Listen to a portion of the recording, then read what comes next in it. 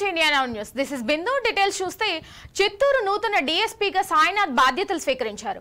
గతంలో నెల్లూరు మహిళా స్టేషన్ డీఎస్పీగా విధులు నిర్వహిస్తున్న ఆయన బదిలీపై చిత్తూరు సబ్ డివిజన్ డీఎస్పీగా బాధ్యతలు స్వీకరించారు. జిల్లా ఎస్పీ మణికంఠ చాందోల్కు పుష్పగుచ్చం అందించి మర్యాదపూర్వకంగా కలిశారు. ఈ సందర్భంగా ఆయన మాట్లాడుతూ డివిజన్ పరిధిలో శాంతి భద్రతల పరిరక్షణకు కృషి చేస్తానన్నారు. అసాంఘిక కార్యకలాపాలపై ఉక్కుపాదం మోపుతామన్నారు.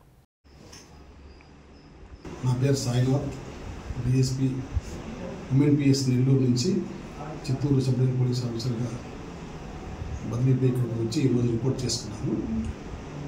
ఇప్పుడే మా ఎస్పీ గారిని కూడా కలవడం జరిగింది, మా సిబ్బంది కూడా కలిసినారు. ఇక్కడ ఉండే పరిస్థితులన్నీ మీ మీడియా మిత్రుల ద్వారా, నా సిబ్బంది ద్వారా, తర్వాత నా ఓన్ సోర్స్ ద్వారా, ఎందుకంటే నాకు ఈ జిల్లాలో 26 సంవత్సరాల అనుబంధం ఉంది. అవగాహన చేసుకొని ప్రజలందరూ మెచ్చే విధంగా మా పనితనం ఉంటుందని ఈ సందర్భంగా మీకు తెలియజేసుకుంటున్నాను. సెరికల్చర్ అనేది ఒక లాభసాటి వ్యవసాయమని Chittoor sericulture joint director Shobharani తెలిపారు. ఇరువారం వద్దనున్న కార్యాలయంలో ఆమె మీడియాకు వెల్లడిస్తూ సెరికల్చర్ రైతులకు కేంద్ర రాష్ట్ర ప్రభుత్వాలు సబ్సిడీ అందిస్తుంది అన్నారు. 2.5 ఏకర్స్ ఉన్న రైతుకు సబ్సిడీ ఇవ్వడం జరుగుతుంది, కానీ 1.5 ఏకర్స్ ఉన్న చిన్న సన్నకారు రైతు కూడా ప్రోత్సాహం అందిస్తున్నామన్నారు. ఎస్సీ ఎస్టీలకు 90% సబ్సిడీ అందిస్తున్నామన్నారు. ఈ అవకాశాన్ని రైతులు సద్వినియోగం చేసుకుని పట్టు పరిశ్రమ వైపు మొగ్గు చూపాలని విజ్ఞప్తి చేశారు. దీనికి సంబంధించి ప్రభుత్వం అందిస్తున్న సబ్సిడీ ధరలను ఆమె మీడియాకు వెల్లడించారు. సెంట్రల్ నుంచి వచ్చేటటువంటిది 2 లక్షల రూపాయలు వస్తే స్టేట్ షేర్ నుంచి 1 లక్ష రూపాయలు రావడం జరుగుతుంది. అదే ఎస్సీ ఎస్టీ రైతు ఉన్నట్లయితే 3,60,000 రూపాయలు వస్తుంది, అంటే 90% సబ్సిడీతో వస్తుంది. అదేవిధంగా టైప్ 2 షెడ్కు అన్నట్లయితే టైప్ 2 షెడ్కు 2,25,000 రూపాయలు సబ్సిడీ వస్తుంది షెడ్కు, జనరల్ రైతుకి.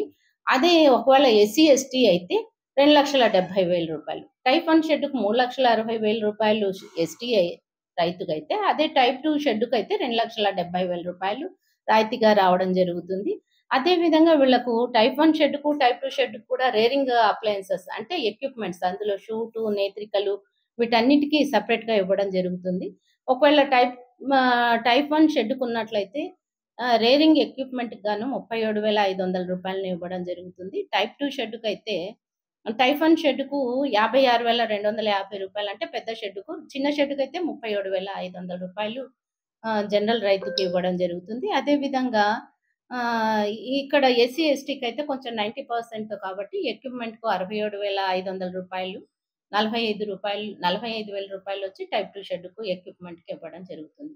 అంతేకాకుండా బయోల్టెన్ కకున్స్ ఒకవేళ 1 కేజీ గూళ్ళని మార్కెట్లో తెచ్చినప్పుడు వాళ్ళకి ప్రోత్సహించేందుకు ఇన్సెంటివ్ని ఇచ్చేవాళ్ళు మునుపు. అది కూడా 1 కేజీ గూళ్ళకి 50 రూపాయలు ఇచ్చేవాళ్ళు. అదేవిధంగా సిల్క్ దారం తీసేటటువంటి వాళ్ళకు కూడా ఇన్సెంటివ్ వాళ్ళకి ప్రోత్సహించేందుకు కోసం 1 కేజీ సిల్క్ను తీసినప్పుడు 130 రూపాయలు సబ్సిడీ పోర్షన్ ఇచ్చేవాళ్ళు. తర్వాత ఇప్పుడు ఉన్నటువంటి టైప్ 1 టైప్ 2 ఎన్ఆర్జీఎస్ ఉపాధిలో కూడా వీళ్ళకు లబ్ధి పొందుతూ ఉన్నారు. చాలా వరకు మన చిత్తూరు జిల్లాలో ఉపాధి ద్వారా ఎన్ఆర్జీఎస్ నుంచి కూడా ఉపాధి పొందడం జరుగుతూ ఉంది. తమ కాంగ్రెస్ నేతలకు ఎవరిపైన వ్యక్తిగత కక్షలు లేవని, మా పోరాటం రేవంత్ రెడ్డిపై అనుచిత వ్యాఖ్యలు చేసిన ఎమ్మెల్సీ తక్కెళ్లపల్లి రవీంద్రరావు పైనే అంటూ మహబూబాబాద్ లోని టౌన్ కాంగ్రెస్ పార్టీ అధ్యక్షులు గణపురపు అంజయ్య జిల్లా కాంగ్రెస్ పార్టీ కార్యాలయంలో జిల్లా కాంగ్రెస్ అనుబంధ సంఘాల అధ్యక్షులు నేతలతో కలిసి ఏర్పాటు చేసిన మీడియా సమావేశంలో ఇటీవల ముఖ్యమంత్రి రేవంత్ రెడ్డిపై అనుచిత వ్యాఖ్యలు చేసిన ఎమ్మెల్సీ రవీంద్రరావుపై నిప్పులు చెరిగారు.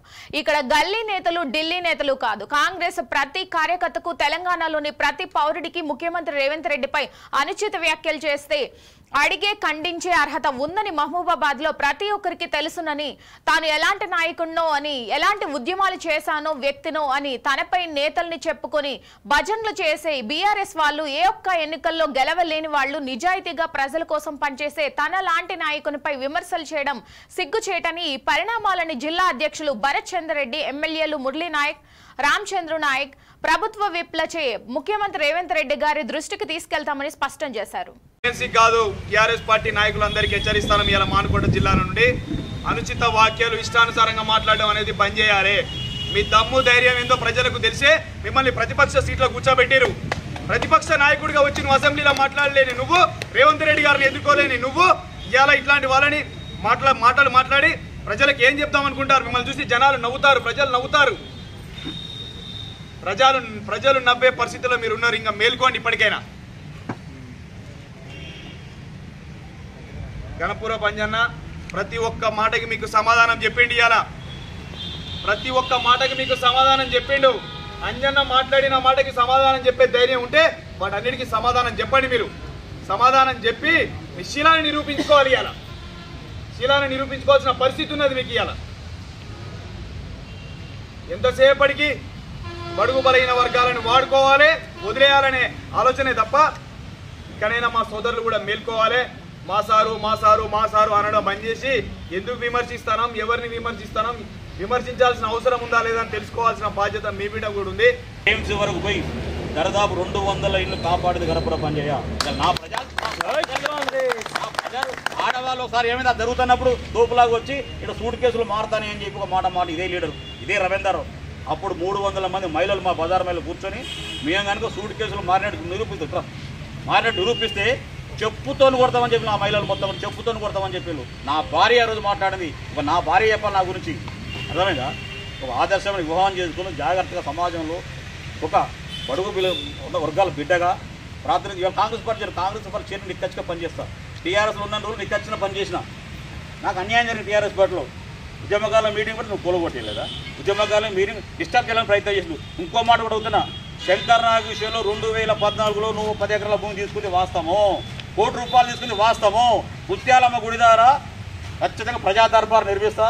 ఇదే సాధన సీను గారిని పిలుస్తా, అజయ్ సార్ని పిలుస్తా, మరి రంగారావుని పిలుస్తా, పరకాల శ్రీనివాసరావుని పిలుస్తా, మీడియా సోదరుని పిలుస్తా. గణపురం పనిచేయ కనుక తప్పు చేస్తే ఏ నీతికి అవినాతి పట్ల ఎవరు మోసం చేసినా ఇంకేమైనా చేసినా కూడా అక్కడి నుంచి బుక్కు రాసుకుని స్టేషన్ వరకు కొంత బిడ్డ మీరు రాస్తారా మరి ముగ్గురు కలిసి? మరి మహబూబాబాద్ నియోజకవర్గ ఎమ్మెల్యే బుక్యా మురళీనాయక్ తన క్యాంపు కార్యాలయంలో వివిధ మండలాలకు చెందిన లబ్ధిదారులకు సుమారు 23 లక్షల విలువైన ముఖ్యమంత్రి సహాయ నిధి చెక్కులను పంపిణీ చేశారు.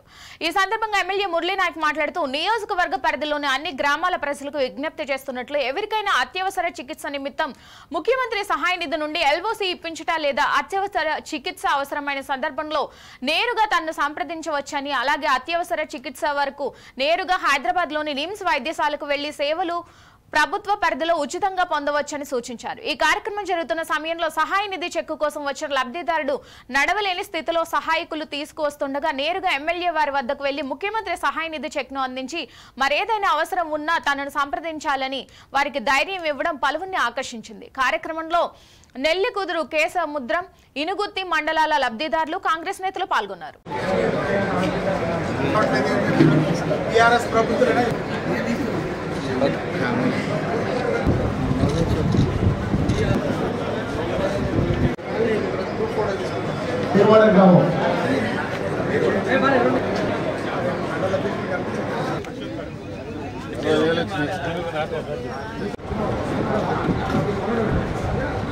మొత్తం లబ్ధిదారులు 69 మంది. అందుకు గాను ప్రభుత్వం విడుదల చేసింది 21,13,500 రూపాయలు.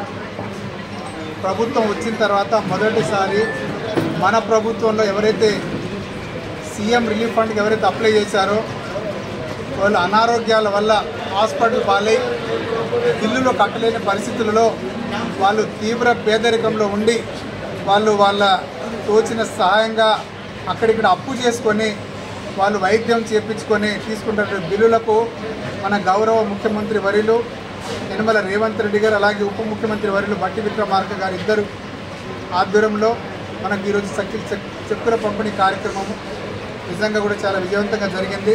నాగర్ కర్నూలు జిల్లా కల్వకుర్తిలోని వికాస్ టెక్నో హై స్కూల్లో శ్రీకృష్ణ జన్మాష్టమి వేడుకలు ఘనంగా జరిగాయి. కార్యక్రమంలో భాగంగా విద్యార్థుల రాధాకృష్ణుల వేషధారణ, నృత్యాలు ప్రత్యేక ఆకర్షణగా నిలిచాయి. సంస్కృతి సాంప్రదాయాలను పెంపొందించడంలో వికాస్ హై స్కూల్ ముందుంటుందని స్కూల్ డైరెక్టర్లు వెంకటేష్ అన్నారు.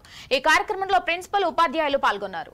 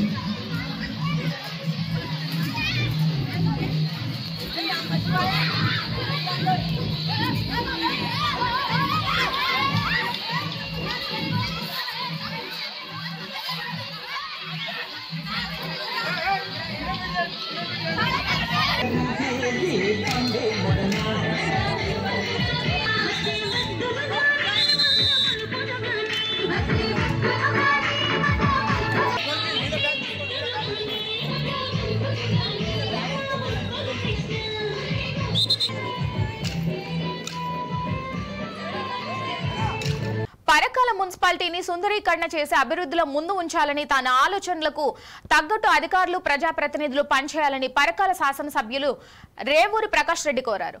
పరకాల పట్టణంలోని పురపాలక సంఘం కార్యాలయంలో అధికారులు కౌన్సిలర్లతో కలిసి పరకాల ఎమ్మెల్యే రేవూరి ప్రకాష్ రెడ్డి సమీక్ష నిర్వహించారు. ఈ సందర్భంగా ఎమ్మెల్యే గారు మాట్లాడుతూ పరకాల మున్సిపల్ పరిధిలో అభివృద్ధి పనులను సమన్వయం చేస్తూ ముందుకెళ్లాల్సిన మున్సిపల్ పాలకవర్గ నిర్లక్ష్యం వీడాలని, పనులను స్పీడప్ చేస్తూ పనులను చేయించాల్సిన అధికారులు అనుకున్న స్థాయిలో పనిచేయడం లేదని ఎమ్మెల్యే రేవూరి ప్రకాష్ రెడ్డి అసహనం వ్యక్తం చేశారు. మున్సిపాలిటీ అభివృద్ధి కేటాయించిన నిధులు ప్రణాళిక బద్దంగా అత్యవసర పనులకు వినియోగించి సద్వినియోగం చేసుకోవాలని కోరారు.